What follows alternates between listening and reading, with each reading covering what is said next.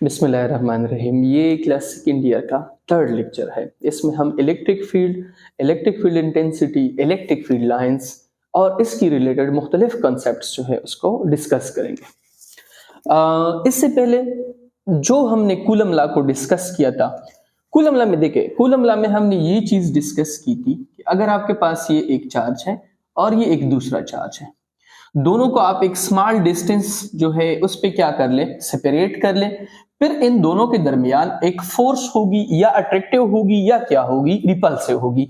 फिर हमने ये भी पढ़ा था कि फोर्स डायरेक्टली प्रोपोर्शनल होगी प्रोडक्ट ऑफ चार्जेस के, इनवर्सली प्रोपोर्शनल होगी स्क्वायर ऑफ द डिस्टेंस के।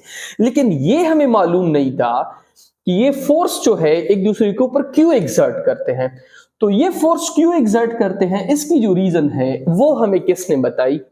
इलेक्ट्रिक फील्ड में हमने उसको अंडरस्टैंड किया, और फील्ड का जो कॉन्सेप्ट था वो हमें किसने दिया था? फेराडे ने। माइकल फेराडे ने किसका कॉन्सेप्ट दिया था? फील्ड का कॉन्सेप्ट दिया था।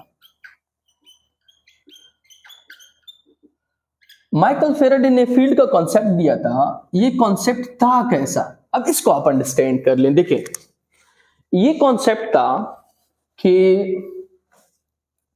जब भी आप एक चार्ज जो है, देखें ये आपके पास एक चार्ज है, जब भी आप स्पेस में कहीं पर कोई एक चार्ज रख लेते हैं तो उसके इर्द गिर्द एक मखसूस रीजन होता है, ठीक है, एक मखसूस रीजन होता है। अगर आप उसी रीजन में किसी दूसरे चार्ज को एंटर करोगे तो उसके ऊपर या तो फोर्स लगेगी अट्रैक्टिव या फोर्स लगेगी रिपल्सिव। तो ये जो रीजन है जिसमें ये अट्रैक्टिव और रिपल्सिव फोर्स लगा सकता है, इसको हम क्या कहते हैं? Electric field. देखिए, ये आपके पास क्या है? ये आपके पास है charge, this is a charge. और ये जो आपको डॉट डॉट नजर आ रहा है, ये आपके पास क्या है? रीजन है। तो किसी भी चार्ज के इर्द गिर्द एक ऐसा रीजन जिसमें अट्रैक्शन कर सकता है, जिसमें रिपल्शन कर सकता है, उसको हम क्या कहते हैं? Electric field. तो इलेक्ट्रिक फील्ड बेसिकली क्या है? This is the reason around a charge, reason around a charge in which it can attract और रिपेल अनदर चार्ज। देखिए, अभी फर्ज करें कि मैं एक चार्ज हूं और मेरा जो हाथ है इसके अंदर मैं किसी भी चीज को अपनी तरफ खींच भी सकता हूं, अपने से धकेल भी सकता हूं। तो ये जो रीजन है, this is basically in a electric field. वो region around a charge in which it can attract और रिपेल अनदर चार्ज। इसका कॉन्सेप्ट किसने दिया था? इसका कॉन्सेप्ट फेराडे ने दिया था। अब हम इसको थोड़ा और अंडरस्टैंड कर लेते हैं। देखिए, अब अगर मैं इसके करीब पॉजिटिव चार्ज को लेके आऊंगा तो ये इसको रिपेल करेगा, तो फिर ये डायरेक्शन होगा। अगर नेगेटिव चार्ज जो है इसके करीब लेके आऊंगा तो फिर ये डायरेक्शन होगा। इसका मतलब ये है कि इलेक्ट्रिक फील्ड आपके पास वेक्टर फील्ड है। वेक्टर फील्ड क्यों है? क्योंकि इसमें डायरेक्शन इन्वॉल्व है। क्या इन्वॉल्व है? डायरेक्शन, ठीक है। अच्छा, अब फील्ड जो है, फोर्स तो हमें, फोर्स का जो वजह है वो तो हमें मालूम पड़ गया कि जब भी आप किसी चार्ज के फील्ड में एंटर करोगे तब आपके ऊपर क्या लगेगी? फोर्स लगेगी। फोर्स कब लगेगी? देखिए, ये एक चार्ज है, ये दूसरा चार्ज है। अब अगर इन दोनों के फील्ड्स आपस में ओवरलैप हो गए तब यहां पे फोर्स लगेगी। यहां पे मतलब फोर्स जो है वो जीरो के बराबर नहीं होगी। अब अगर यहां पे इस तरह की सिचुएशन है कि दो चार्जेस एक दूसरे से बहुत ज्यादा दूर है और इनके फील्ड्स जो है वो आपस में ओवरलैप नहीं हो रहे हैं। देखिए, यहां पे ओवरलैपिंग है, ओवरलैपिंग है, यहां पे नो ओवरलैपिंग, यहां पे कोई ओवरलैपिंग नहीं है। तो यहां पे फोर्स बराबर है किस चीज के? जीरो के। यहां पे फोर्स बराबर है किसके? नॉन जीरो के बराबर है। ये कॉन्सेप्ट हमें फेराडे ने दिया कि जब भी आप किसी चार्ज के इतने करीब चले जाओ कि दोनों के फील्ड्स आपस में क्या कर ले? ओवरलैप कर ले, तो फिर यहां पे एक फोर्स लगेगी जो दोनों लगाएंगे, वो किसकी वजह से होगी? ओवरलैपिंग ऑफ फील्ड्स की वजह से। अब ये जो फोर्स है ये कब स्ट्रांग होगी? देखिए, overlapping is directly proportional to force. अगर ओवरलैपिंग ज्यादा है तो फिर फोर्स भी क्या होगी? ज्यादा फोर्स होगी। अगर ओवरलैपिंग नहीं है तो फिर आपके पास कोई फोर्स नहीं होगी। अब अगर हमने इस चीज को अंडरस्टैंड करना है कि फोर्स कितनी लगेगी एक चार्ज के ऊपर, फिर यहां पे हम एक टॉपिक पढ़ेंगे, इसको हम कहते हैं electric field intensity. Electric field intensity, electric field intensity किसको कहते हैं, या इलेक्ट्रिक फील्ड स्ट्रेंथ। देखिए अब ये जो आपके पास चार्ज है, this is a source charge, यहां पे आपके पास कौन सा चार्ज है, this is a test charge, ठीक है। ये जो सोर्स चार्ज है, ये इस टेस्ट चार्ज के ऊपर, ये जो सोर्स चार्ज है ये इस टेस्ट चार्ज के ऊपर इस डायरेक्शन में कितना फोर्स लगाता है, फोर्स एफ। सोर्स चार्ज, देखिए this is a source charge and this one is a test charge. Source charge और टेस्ट चार्ज मैंने पहले लेक्चर्स में समझाया था। ये चार्ज इसके ऊपर कितना फोर्स इस डायरेक्शन में लगाता है, रिपल्सिव या अट्रैक्टिव फोर्स। तो ये जो फोर्स है, अगर आप इसको इस चार्ज के मैग्नीट्यूड के ऊपर डिवाइड कर लो तो ये आपको क्या देगा, इलेक्ट्रिक फील्ड ऑफ इंटेंसिटी। तो इलेक्ट्रिक फील्ड इंटेंसिटी की डिफिनीशन है force per unit of test charge. This is force, this is a test charge. तो फोर्स को डिवाइड कर लो किस पे, टेस्ट चार्ज पे, ये आपको क्या देगा, इलेक्ट्रिक फील्ड इंटेंसिटी। फोर्स अगर आपने निकालना हो दोनों साइड्स पे Q0 को मल्टीप्लाई कर लो,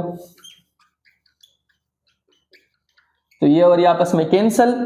if is equal to Q0 E, if आपके पास क्या है, फोर्स है, ठीक है।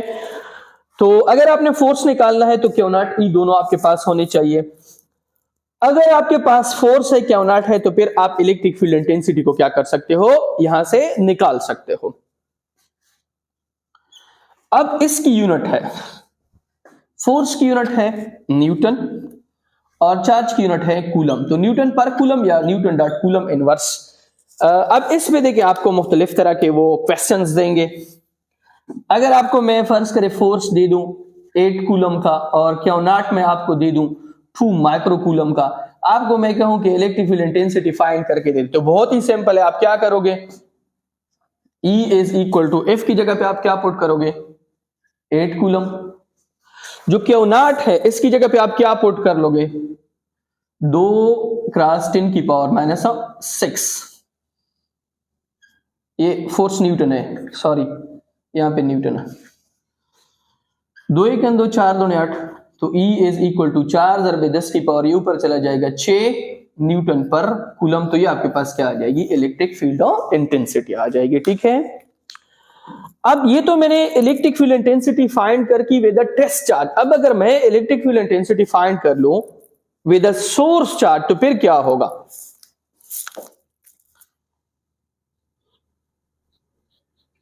इलेक्ट्रिक फील्ड इंटेंसिटी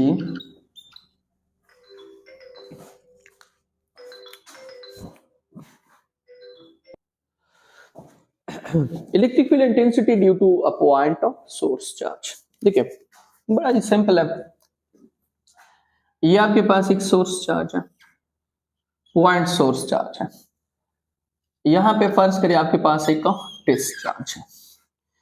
ये चार्ज आपके पास है Q1, इसको मैंने लिया है Q।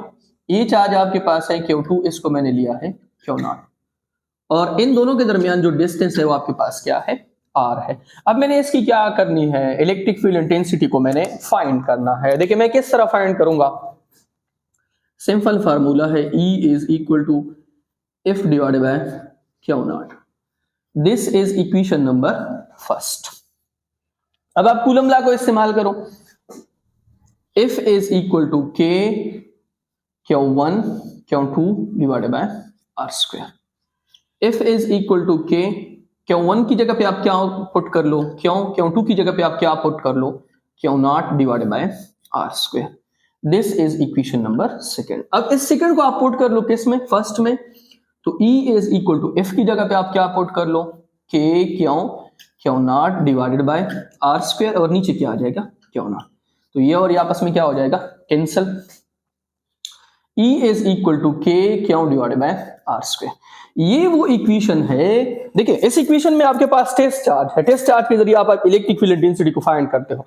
इसमें आपके पास टेस्ट चार्ज नहीं है, सोर्स चार्ज है। इस तरह भी लिख सकते हो E is equal to 1/4 pi epsilon naught Q divided by R square. ये वैक्यूम के लिए है और E is equal to 1/4 pi epsilon m Q divided by R square. ये आपके पास किसके लिए है, this is for medium and this is for vacuum, ठीक है।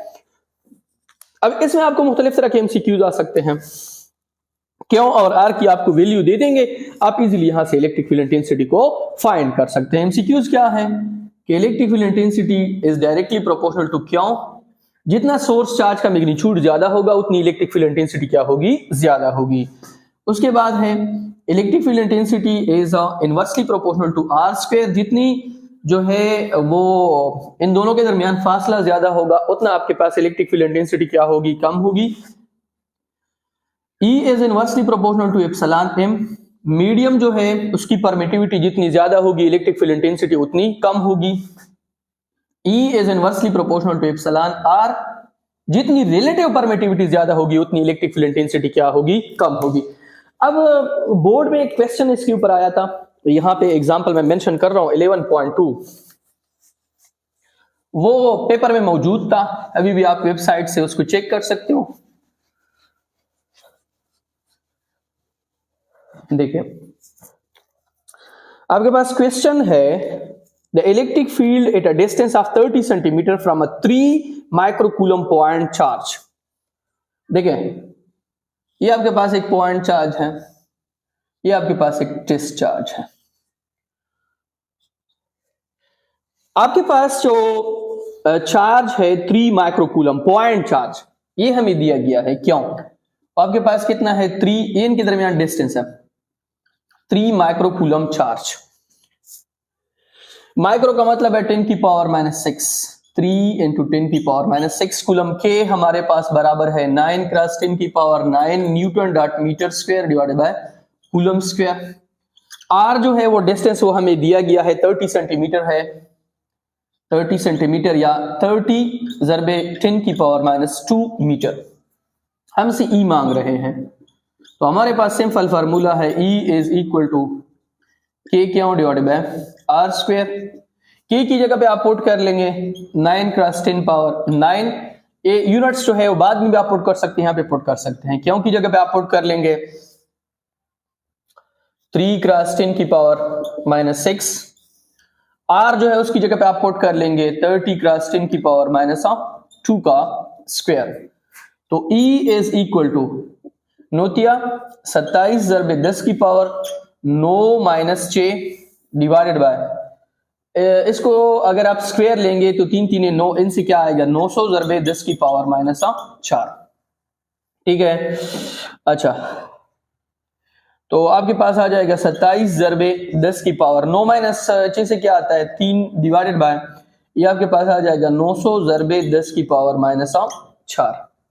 तो E इज इक्वल टू, इनको आप स्टैंडर्ड फॉर्म में लिखें 27 ज़रबे 10 की पावर 3 डिवाइडेड बाय, ये आपके पास हो जाएगा 9.0 क्रॉस 10 की पावर 2, इसमें और ऐड कर लें 10 की पावर आपके पास 2 हो जाएगा, ठीक है 10 की पावर 2। अगर आप फाइनल जो है वो आंसर यहां पे कर ले, 9 × 9 किया 27, तो फाइनल जो आपके पास आंसर है 3 ज़रबे 10 की पावर, इसको ऊपर लेके जाएं, ये माइनस है ना, ऊपर लेके जाएं तो प्लस हो जाएगा 10 की पावर 5 न्यूटन पर कूलम। तो ये इसका फाइनल आंसर है। ये क्वेश्चन आपके पास बोर्ड जो है उसमें मौजूद था, आप अगर प्रीवियस पेपर्स चेक कर ले तो उसमें ये क्वेश्चन मौजूद था, ठीक है। इलेक्ट्रिक फील्ड और इलेक्ट्रिक फील्ड इंटेंसिटी के बाद आपके पास है इलेक्ट्रिक फील्ड ऑफ लाइंस, ठीक है। ये इलेक्ट्रोस्टैटिक का 3rd लेक्चर है। इलेक्ट्रिक फील्ड लाइंस क्या है, देखें ये आपके पास एक पॉजिटिव चार्ज है, अगर मैं इसके साथ एक और पॉजिटिव चार्ज रख लूं ये,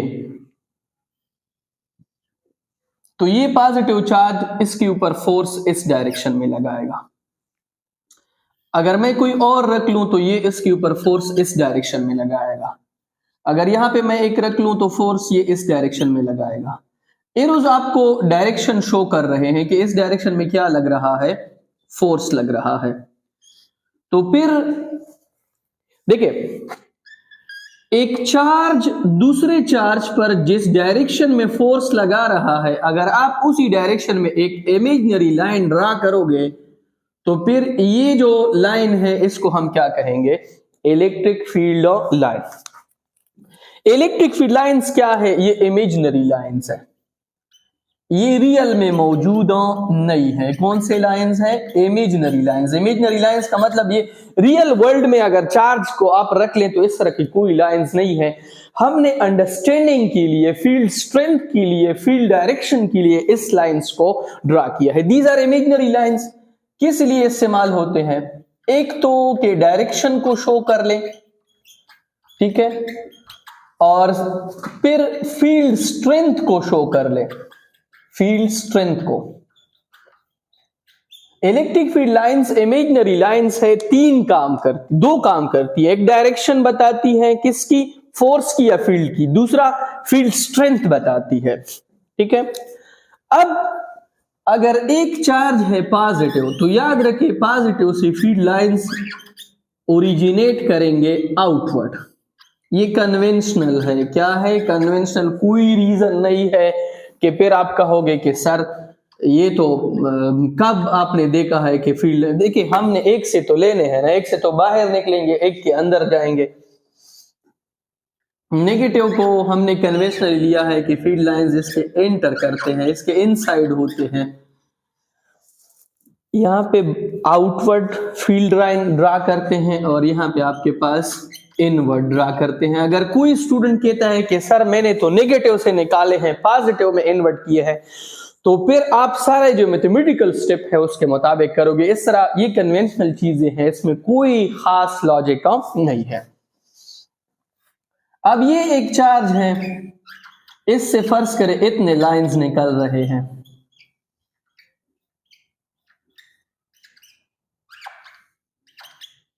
और ये एक दूसरा चार्ज है, उससे फर्ज करिए 4 लाइंस निकल रहे हैं। तो यहां पे फील्ड जो है वो आपके पास स्ट्रांग है, जहां पे फील्ड लाइन ज्यादा है, यहां पे फील्ड आपके पास क्या है, वीक है। अब अगर दो पॉजिटिव चार्जेस है फिर क्या सिचुएशन होगी, देखिए ये पॉजिटिव है, ये भी आपके पास पॉजिटिव है, तो बाकी तो लाइंस मैं इस तरह सिंपल तरीके से ड्रा करूंगा।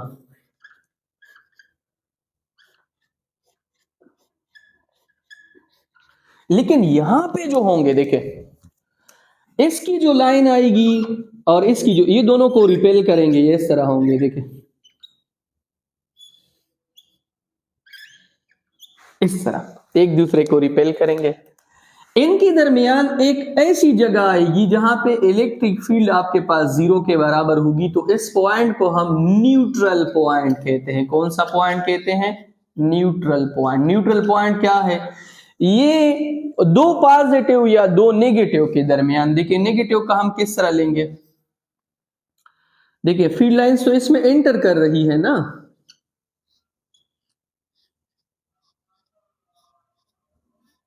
फील्ड लाइंस इसमें एंटर कर रही हैं। अब यहां से देखिए एक फील्ड लाइंस ये आपस में इस तरह रिपेल करेंगे,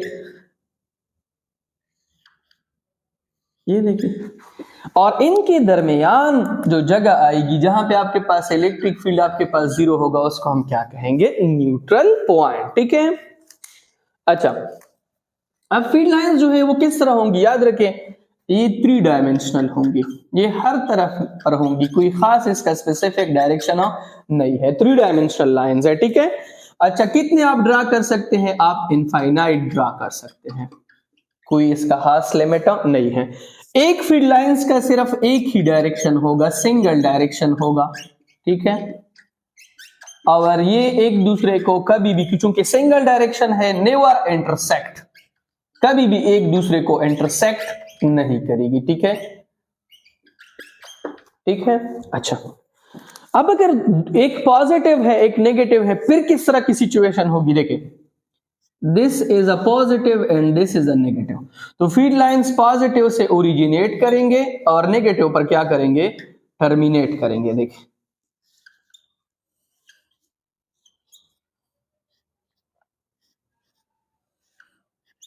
ठीक है, फील्ड लाइंस पॉजिटिव से ओरिजिनेट करेंगे, नेगेटिव। अब अगर आपने कोई न्यूट्रल पॉइंट मालूम करना है, या इसके साइड पर हो सकता है या इसके साइड पे बहुत दूर हो सकता है, जहां पे आपके पास इलेक्ट्रिक फील्ड क्या हो, 0 हो। ठीक है, इसकी समझ आ गई है। अच्छा, अब मेरे ख्याल से तो इसमें कोई खास इस तरह के पॉइंट नहीं रहते हैं। हाँ, अब अगर आप इसकी डायरेक्शन ड्रा करना चाहते हैं, देखिए, तो ये हमेशा टेंजेंट टू द सर्कल होंगे। क्या होंगे? Tangent to the circle.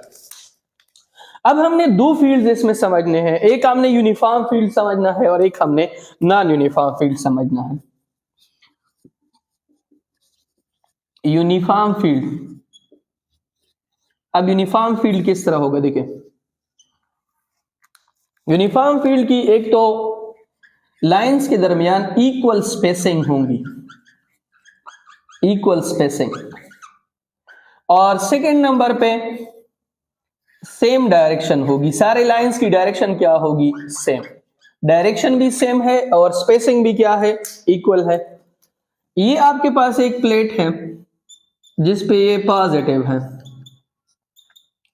ये आपके पास एक प्लेट है जिस पे ये क्या है? नेगेटिव है। इसको थोड़ा लंबा कर लेते हैं, हम कंसिडर कर लेते हैं कि ये इनफाइनाइट लेंथ का प्लेट है, कंसिडर कर लेते हैं। ठीक है, हो नहीं सकता इनफाइनाइट। हम क्यों ले रहे हैं इसकी मैं रीजन बताता हूं फिर।